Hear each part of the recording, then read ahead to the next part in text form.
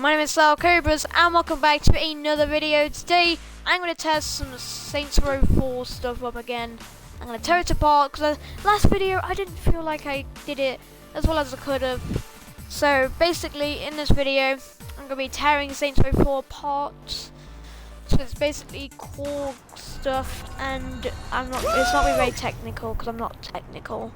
And I just got a cluster. So yeah. I'm gonna be tearing the game apart, and basically just saying who it's for, like I did in the last video. I will be repeating some stuff, but I'm gonna be adding on to it and probably getting a bit more angry, and talking about and comparing it to other games and other games in the series like Saints Row 2 and 3, like I did. And obviously there's also other ones. I didn't talk that much in detail in the last video, and I want to be able to do that in this video. So basically just think of this as a part 2 to the last video. And that was a bit weird. So just think of this as a part 2, and we're talking about the story, my opinions on the story, but obviously the story of a game is always your opinion, really. But like the story is always aimed at one person in general, or people who actually played the game in general, and that actually does kind of show that not very many people actually like that, because the story's okay, but the characters are a bit weird. But I'm not going to go into that because everybody has their opinions on how the characters have gone. So yeah, let's get into the video now, because I've been talking on a bit too much. So, before we go on, this video will probably contain some spoilers. Even though I haven't played that much of the story, I'm actually going to be giving some spoiler away if you haven't played it. Even if you are going to play it, you might not play it. Like, it's not, you won't miss it. You're not missing out on something, really, in my opinion. That's my opinion. It is something that I just feel really isn't part of the Saints Row series, and has sealed it, like I said in the last video, has sealed its fate really to being quite a weird thing and not about gangs and stuff. So yeah, tearing Saints Row 4 apart. So firstly, let's get to the mechanics. That perfectly showed how weird it is. So yeah, I'm just gonna show this how that it's a bit weird. I've always found the controls a bit weird, but that's just because I play GTA a lot and I'm used to pressing A for sprint, but you know, LB is okay. Is it LB? I don't know. Yeah, it's LB. I'm pressing LB is okay. You know, pressing whatever button you press for LB. I have an Xbox. I don't know how to do it. So yeah, and obviously I didn't explain. I can't remember if I explained it in the last video, but this is on the backwards compatible list now. That's why I'm playing on my Xbox One, thanks to it being free for Xbox Live Gold users, which is actually how I got it, because I wouldn't have bought it anyway. I just decided to, you know, get it. Might as well. More free games, more games to try. So now let's get. I talked a bit about the graphics, and I did get some of the facts wrong in the last video. I thought it came out in 2013. I apologise. It came out in 2012. But it's still, and you know, that is a bit earlier than, you know, when, you know, Saints Row 3 came out. Saints Row 3 came out in like 2011, so there was only I don't know anymore. I'm doubting myself again. I knew it in the last video. I mean, after that, oh my gosh, it's gone horribly wrong. So yeah, it's gone a bit. So I got my facts wrong. It was only a year, and it kind of shows really that it was only a year, because literally they just put a ship added some sort of superpowers, and that's it. And it's a bit weird because this was actually supposed to be a DLC, I found out, yes. This was supposed to be a DLC for Saints Row 3 called Enter the Dominatrix. But kind of weird thing is Enter the Dominatrix came out for Saints Row 4, even though Saints Row 4 was actually going to be Enter the Dominatrix for Saints Row 3, even though there's actually a DLC which basically was Saints Row 4 for the game that... Oh god, that's weird. So basically, it's like just completely repeat. I don't know what Enter the Dominatrix adds. I think it's like other simulations and stuff. But like in the DLC, you weren't gonna. It was gonna be like in the real world, and like I said, as they were like 1 second. But it would have been cool if it was like a rock. I don't know. I'm not very good. I haven't thought very much into this. I'm not a story writer because I can't bother to write story. Actually, I can, but you know, I never finish all my stories that I try to write. But like, I don't know, gaining superpowers in the, you know, real world would be cool because that's then you'd have the gang aspects of it, like actually keeping it as a game about gangs instead of just having it weird superhero simulation about aliens attacking, which makes no sense at all and has nothing to actually keep the series going on. Well, really, it has nothing to keep it going now. It just completely wasted that. It could have come out in like, maybe they should have gave it a bit more longer until it came out. I would have looked forward to that and probably would have bought it because I'm a big fan of the Saints Row series. I played Saints Row 2 and 3. I kind of left it alone after 4 because, you know, just it's not the same anymore. It's not about gangs and, you know, now it's all about, I'm gonna go to hell. And that's what they exactly do. And basically I just feel like saying, you're in the right place because this game has gone to hell. This game is going to go to my list of games that you shouldn't bother to play. Even though I don't have very many games, I'm just still going to put it on my games that you shouldn't play. So I own a game and I do play it a bit, but I do, and I played it all the time and I thought, I was like, oh, it's pretty good. But then I kind of thought about it a bit more and I realised that it's actually crap. And that is basically all it is. It's a good game though, that's the only problem. It is pretty good.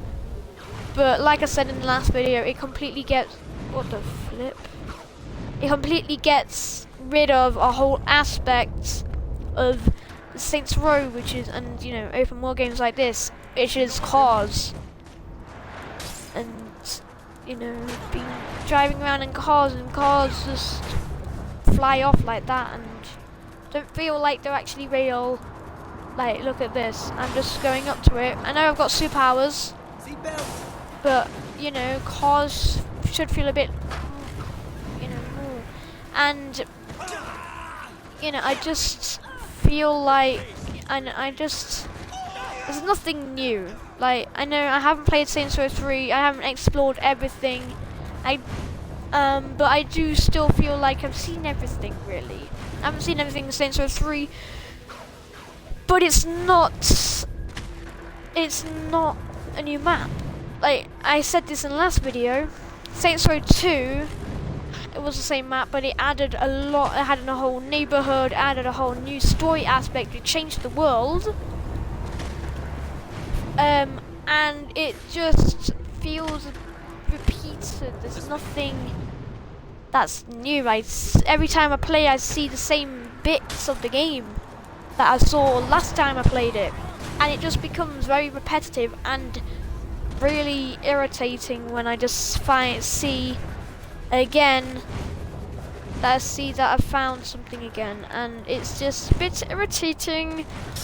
And I want them. And then obviously Gat Out of Hell came out, and that's just the hell version of Steelport, and it rightly is hell because it is awful. It's not a good version. It's just completely lost all its comedy now. Like I watched a video and I can't be bothered to play Gat Out of Hell because it's just awful. And they literally just go up to a monster and it starts doing this weird action, you know, sexual action.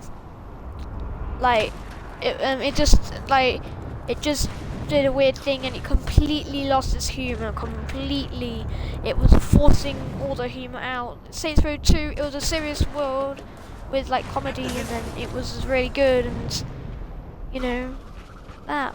Now let's talk about graphics and how well it runs. So I can say that the graphics are not that good, really. It shows that it was only a year, because you know Saints Row 3 had acceptable graphics for the time that it was released, which was like, what the hell is this? This is just weird, and then they just put like that makes like this just it's not very good graphics. Like, you can't really moan about graphics, because graphics have come a far way, but when it releases, when a time that graphics are a big thing, like GTA 5 or other games, Watch Dogs, and like I know Watch Dogs hasn't got the best story, and it was a bit of a disappointment, like Saints Row 4, but at least Watch Dogs had good graphics. It had some weird mechanics, and I will definitely say that it had weird mechanics as flip. Like, I don't know really, I can't remember it that well, really. And it's a shame, because this game could have been so much, and yes, I'm talking about this game now. This game could have been so much if they just maybe spent a bit more time on it, not trying to get it out early, spending a little bit more time on it, like maybe just a year. They could have got the graphics right. They could have made it a bit better, maybe a bit less laggy.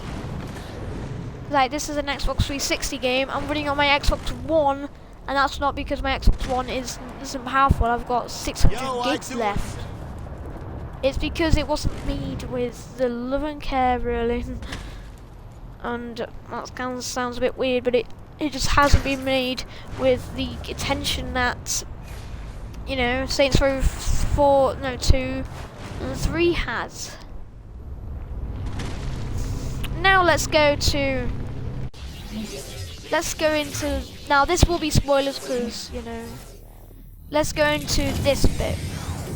This is the simulation. You're just in a simulation, which is the whole point of the story, but I just don't feel like I'm in it, like I said in the last video, and I don't need to repeat myself, so I'm not going to repeat myself. I'm just going to show you around this. This is the world.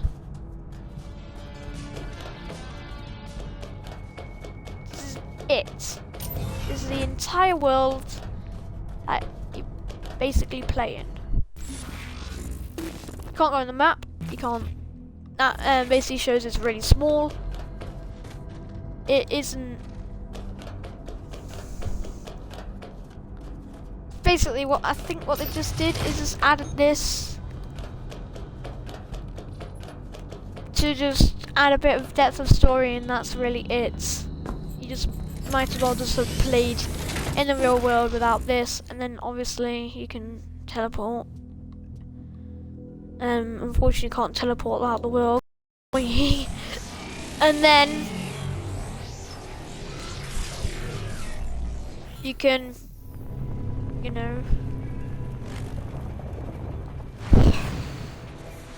go in and stuff. And that's it. That is the game. Basically, the game is just you get superpowers and you're in a simulation. Nothing's real. There's no story to it. You just in a simulation trying to get out, but you can't because Earth's been destroyed. Spoiler warning and stuff, but it's pretty obvious that Earth's been destroyed, and there's no story to it. And yeah, superpowers are laggy. The graphics are poor for the time it came out. Superpowers are like the only one you get is a super jump, really, which is different to Saints Row 3, which would have been a DLC.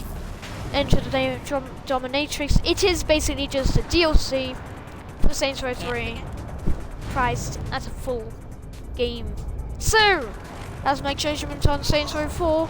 It is just a DLC game. It is just a DLC priced as a normal game, which is also recognized as a normal game and sells. I've already said that, but you know, sells. I just want to sink it in.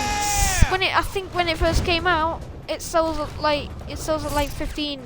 I don't know what that is for dollars, but that probably is what it sells for. And it's a DLC with nothing new except a ship and superpowers. It's just a DLC. It just doesn't add anything new. It's just got a big ship in the sky, a new background for the city, and superpowers, and a messed up ship, and a boring story. Saints Row 4. Last episode of my tearing apart, I suppose. Peace out.